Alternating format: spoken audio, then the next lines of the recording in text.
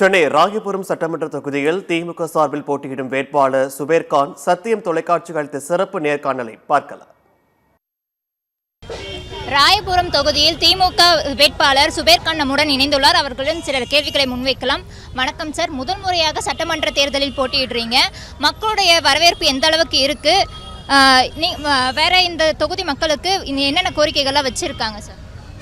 மாண்புமிகு தமிழ்நாடு முதலமைச்சர் அவர்களும் மாண்புமிகு தமிழ்நாடு துணை முதலமைச்சர் இளம் தலைவர் அவர்களும் என்னை ராயபுரத்தில் சட்டமன்ற வேட்பாளராக களமிறக்கி இருக்கிறார்கள். களம் இறங்கின உடனே வரவேற்பே தலைவர் இங்கே நின்னா எப்படி இருக்குமோ அந்த அளவுக்கு எனக்கு வரவேற்பு. முதல் காரணம் திராவிட மாடலோட திட்டங்கள். ராயபுரத்தை பொறுத்த வரைக்கும் கிட்டத்தட்ட இந்த 5 ஆண்டுகள், இதுக்கு முன்னாடி 20 ஆண்டுகள் இருந்த ஒருத்தர் செய்ய முடியாத எல்லா விஷயத்தையும் இந்த 5 ஆண்டுகளில் திராவிட மாடலை நிறைவேற்றிருக்கிறாங்க. அது மட்டும் இல்லாமல் மண்ணின் மைந்தன் அப்படின்னு சொல்லிட்டு ஜெயக்குமார் அவர்கள் சொல்லியிருக்காங்க. பல முறை இந்த தொகுதியில் இன்னும் வெற்றியும் பெற்றிருக்காரு. முதல் முறையாக நிற்கிற நீங்கள் அவரை வீழ்த்தி இந்த முறை வெற்றி பெறுவீங்கன்னு நினைக்கிறீங்களா?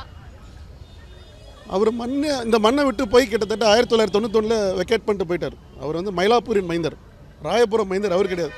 லிட்டரலாக சொல்லணும்னா இன்றைக்கி நான் இருக்கிறது ராயபுரத்தில் தான். அண்ணனோட ஆஃபீஸ் பக்கத்தில் MS கோயில் தெருவில் தான் என்னோடய வீடு இருக்குது. கிட்டத்தட்ட 4 நாளாக இங்கே நான் குடியேறிட்டேன். என்றைக்கு என்னை வேட்பாளரை அறிமுகப்படுத்தினாங்களோ அன்றைக்கே எல்லா கட்சிக்காரங்கள்ட்ட சொன்ன ஒரே விஷயந்தான், என்னைய இங்கே தேர்ந்தெடுக்கிறதுக்கு முன்னாடியே வேட்பாளராக தலைவர் என்னை அறிவிச்சிருக்கிறாங்க.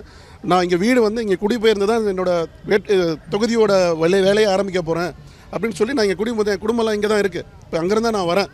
அதனால் மண்ணின் மைந்தர் என்ற கான்செப்டே அது ஏற்றுக்க முடியாத ஒரு விஷயந்தான். அவர் இங்கேருந்து வெக்கேட் போய் ரொம்ப நாள் ஆச்சு. இன்ஃபேக்ட் நான் தான் இப்போ ராயபுரத்தின் மண்ணின் மைந்தர் மாதிரின்னு சொல்லலாம். நான் வந்துட்டேன். டெஃபினட்டாக மக்களுக்கு இங்கேருந்து தான் பணியாற்ற போகிறேன். என்னோடய வீடு இங்கே இருக்கும் கண்டிப்பாக ராயபுரத்தில். அது மட்டும் இல்லாமல் கடந்த முறை தோல்வியை எட்டியிருந்தார் ஜெயக்குமார் அவர்கள். இந்த முறை அவர் வெற்றியை பெறணும்னு சொல்லிட்டு அவருடைய பிரச்சாரத்தில் ரொம்ப தீவிரமாக இறங்கி இந்த தேர்தலை சந்திச்சுட்டு வராரு. ஸோ இந்த முறையும் திமுக அவரை வீழ்த்துமா, இல்லை அவர் ஆட்சிக்கு வருவாரா? உங்களுடைய பதில் அவருக்கு என்னவா இருக்கும்? ரொம்ப சிம்பிளுங்க. அவர் பிரச்சாரம் பண்ணுறாரு, கூட்டம் அதிகமாக இருக்குது, நான் அது பண்ணுறேன், LKG ஸ்டூடெண்ட்டு அந்த மாதிரிலாம் நிறையா சொல்லிகிட்டு இருக்காரு. நான் அந்த விஷயத்துக்கெலாம் வரவே இல்லை. என்ன சாதனைகள் செஞ்சார் இவர்? இவ்வளோ வருஷம் 20 வருஷம் ஒரு அமைச்சராக இருந்திருக்காரு, பல பொறுப்பில் இருந்தார். ரொம்ப சீனியரான பர்சன், PhD பண்ண டாக்டர். அவர் ராயபுரத்தை தெரிஞ்சுக்கிட்டு ஒரு PhD பண்ண டாக்டர். 20 வருடம் ஆட்சியில், அதிமுக ஆட்சியில் அவர் என்ன செஞ்சார்? அதை சொல்லி போட்டு கேட்க வராரா? இல்லையே.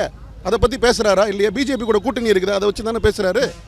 கழக தலைவர் ஆட்சி, திராவிட மாடல் ஆட்சியில் செஞ்ச திட்டங்கள் தான் இன்றைக்கி பேசும்.